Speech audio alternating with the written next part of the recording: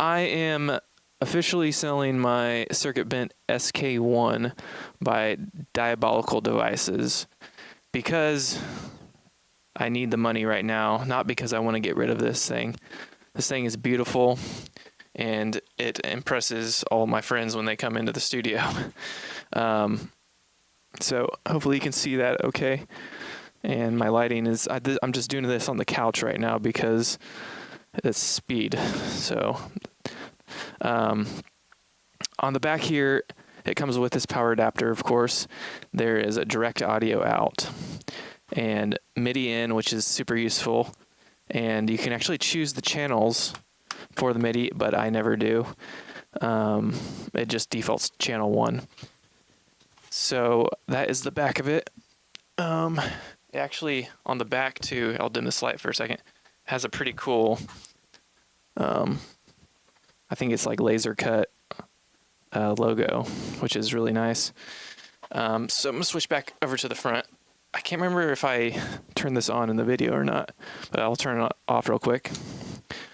So it has this really nice kind of crystal LED right here. And I have the volume all the way up, but it makes that little circuit bent thing when you first turn it on.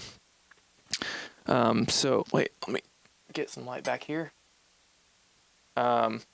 So I don't think I'm circuit bending at all right now. I've switched back. So you have these 3 controls right over here.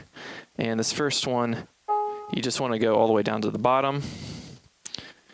And if there's nothing plugged into the output on the back, it defaults to this speaker in here. And I think the speaker turns off when you go to the direct out.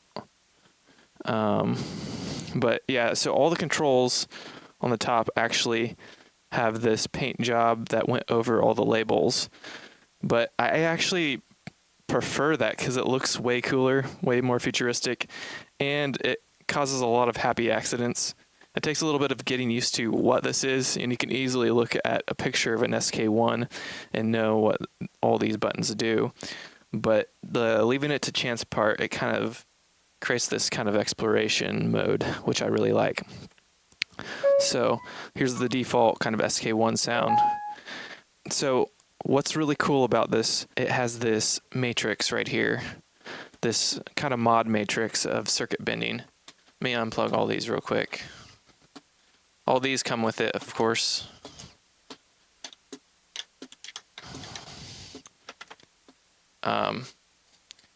And what you can do is actually you can pinpoint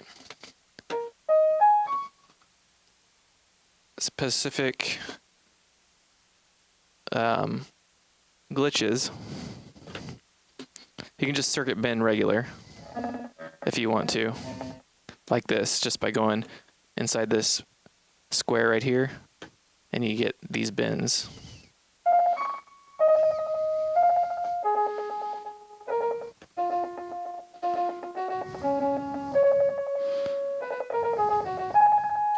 Which is pretty cool. Of course, I'm skipping around here, sorry. This is a pitch bend, of course. You can't have a good circuit bend without this. I don't know if you can hear that, but that sounds freaking awesome.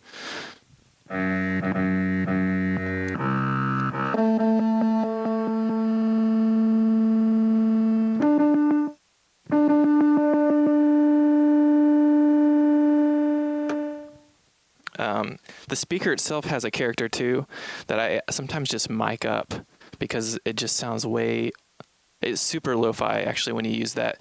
The direct out is really cool and super nice also. So back to this real quick. So you can circuit bend right by doing this. Sometimes I just lay it in there without pushing it all the way in for a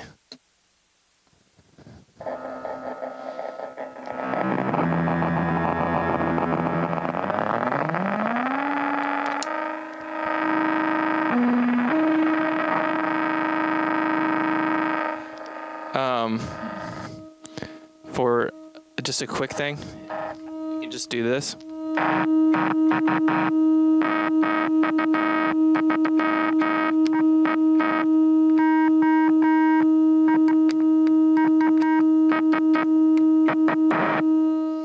So that's really cool to do.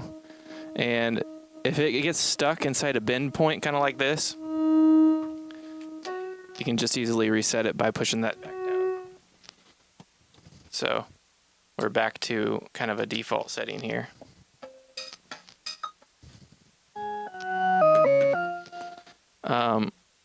So yeah, what's really cool about this is you can actually turn off bend points by doing this. So nothing's happening because I have this bend going into this. These are like, I don't know what they're called, relay ports, assignable switching.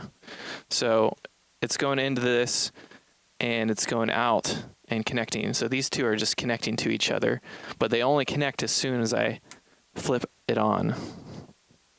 So this bend is not a very good bend right here.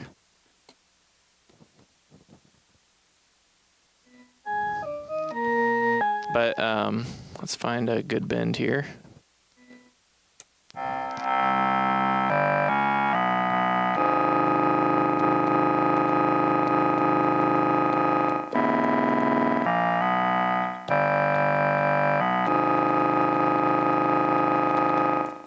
And I turn it off, and we're back.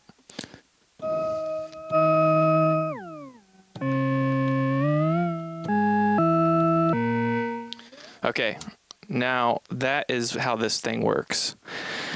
And hopefully I explained that okay. I don't normally do like product reviews or any unpackaging, any video of any kind really. But you know, I'm doing this because I want to show you what this thing's all about. Okay, now the coolest part maybe about this is that, yeah, you have all that, which is what's awesome. You can send MIDI in and trigger it. And you have these different modes in here where you can, I'll get to that in a second, but you actually can pipe audio directly into the chip with a direct audio in. And you can record like a sample, your voice, kicks, snares, one shots. You get maybe about 5 or 10 seconds of sampling. Can't remember the exact number, but you can sample even a synth tone into this and play it across this key bed or through MIDI. So sometimes I'll direct in if I want to like dirty up a synth like crazy, I will send it in here and sample it in. Actually, I'm just going to do that here in a second, just so you can see how cool this is.